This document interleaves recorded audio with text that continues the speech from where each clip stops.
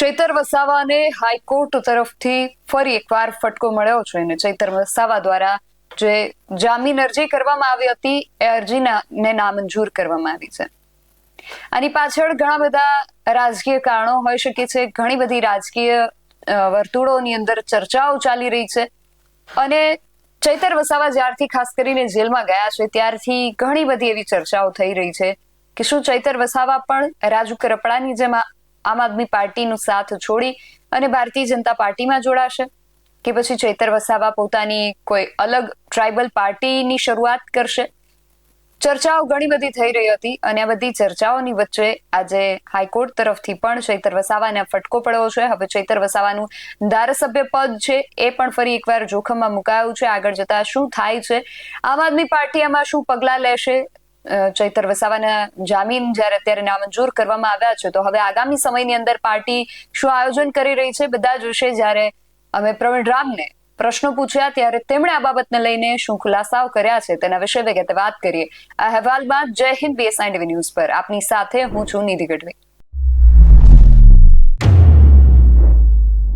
ચૈતર વસાવાને લઈને અટકળો તો ઘણી બધી થઈ રહી છે, ચર્ચાઓ પણ ઘણી બધી થઈ રહી છે. ચૈતર વસાવા ભારતીય જનતા પાર્ટીમાં જોડાશે કે પછી આમ આદમી પાર્ટી છોડીને એમની અલગ પાર્ટીની શરૂઆત કરી શકે છે અથવા તો અન્ય કોઈ પાર્ટીમાં જોડાઈ શકે છે. ચર્ચાઓ ઘણી બધી થઈ રહી છે, પરંતુ ખરેખર ચૈતર વસાવાના મનની અંદર શું ચાલી રહ્યું છે એ કદાચ ચૈતર વસાવાથી વિશેષ કોઈ ન વર્ણવી શકે. અત્યારે માત્ર એકબીજા સાથે વાત કરીને આપણે અંદાજ મેળવવાનો પ્રયાસ કરી શકીએ કે ભવિષ્યની અંદર શું થઈ શકે છે. અત્યારે ખાસ જ્યારે ચૈતર વસાવાના જામીન નામંજૂર થયા છે ત્યારે ચૈતર વસાવા અત્યારે આમ આદમી પાર્ટીના ધારાસભ્ય છે તો પાર્ટી એમના માટે શું વિચારી રહી છે, આગામી સમયની અંદર એમને છોડાવવા માટે શું આયોજન કરી રહી છે એને લઈને અને ખાસ કરીને અત્યારે આ બધી જે ચર્ચાઓ થઈ રહી છે કે ચૈતર વસાવા ભાજપમાં જોડાશે, અલગ પાર્ટી કરશે, આ બધા પ્રશ્નોનો અંત લાવવા માટે અમે આ બધા પ્રશ્નો આમ આદમી પાર્ટીના જે આગેવાન છે પ્રવીણ રામ એમની સાથે ચર્ચા અને આ બધા પ્રશ્નોનો જવાબ આપતા એમણે એમના મત મુજબ શું કહ્યું છે સાંભળીએ પ્રવીણ રામને. પ્રવીણભાઈ, શું કહેશો? ફરી એકવાર ચૈતર વસાવાને કોર્ટ તરફથી આ ફટકો મળ્યો છે. એમના જે જામીનની અરજી કરવામાં આવી હતી એ નામંજૂર કરવામાં આવી છે.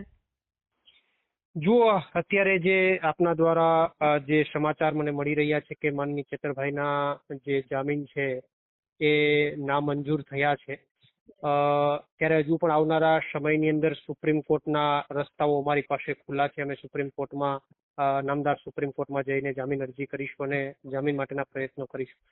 પરંતુ સરકાર જે ક્યાંક ને ક્યાંક ન્યાયતંત્રની અંદર વચ્ચે પોતે પોતાના પ્રયત્નો કરે છે અને ચેતર વસાવાને કોઈ પણ રીતે પરેશાન કરી ચેતર વસાવા હજુ કેમ વધુ જેલમાં રહે અને એમને વધુમાં જેલમાં રાખી પ્રતાડિત કરી અને ભાજપમાં લઈ જવા માટેનું જે બીજેપી પ્રયત્ન કરી રહી છે એ ચોખ્ખું દેખાઈ રહ્યું છે.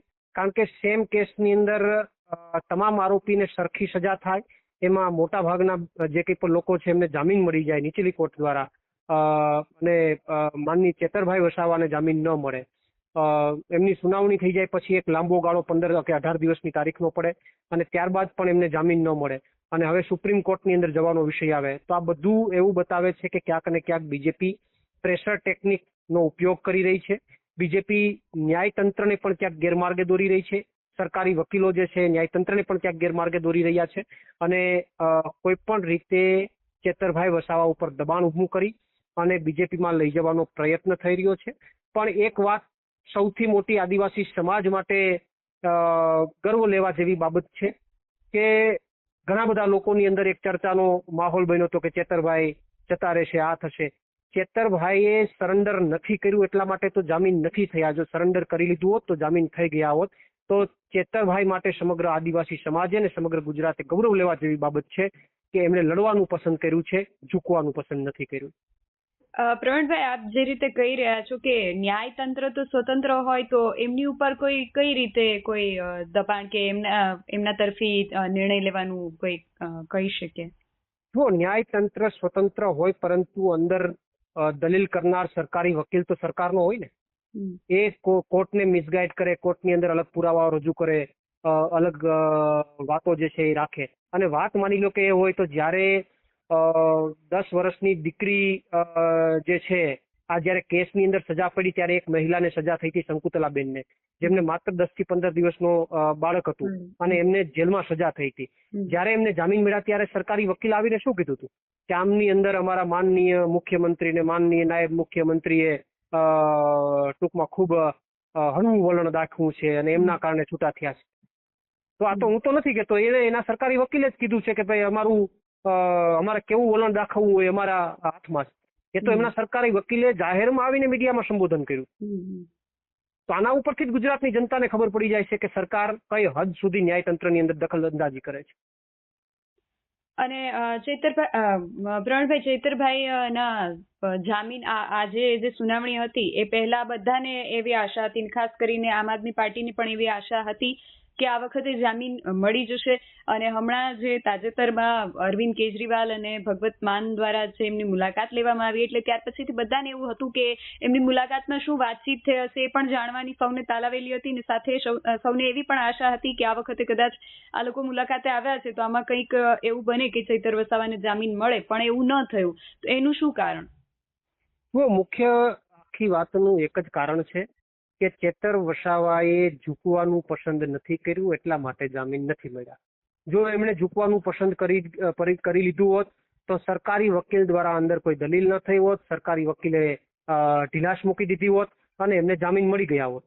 પરંતુ ચેતર વસાવાએ ઝૂકવાનું પસંદ નથી કર્યું, લડવાનું પસંદ કર્યું છે, એટલે એમને હેરાન કરવાનો અને એમને પરેશાન કરવાનો પ્રયત્ન થઈ રહ્યો છે.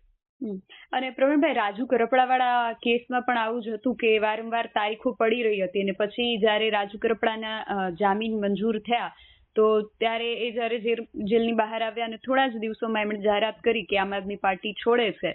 તો ચૈતર વસાવાને લઈને પણ અટકળો ઘણી બધી થઈ રહી છે, રાજકીય વર્તુળોમાં પણ ઘણી બધી ચર્ચાઓ થઈ રહી છે. તમને શું લાગે છે ભવિષ્યમાં શું થઈ શકે? ચૈતર વસાવા આમ આદમી પાર્ટી છોડે એવા કોઈ ચાન્સીસ ખરા?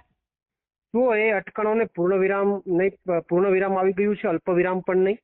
કારણ કે જો ચેતર વસાવા ને ભાજપમાં જવાનું હોય, ચેતર વસાવા સાથે ભાજપે ગોઠવી લીધું હોય તો સરકારી વકીલની દલીલ જે છે એ ઢીલી પડી જાય, નબળી પડી જાય અને ચેતર વસાવાને જામીન મળી જાય.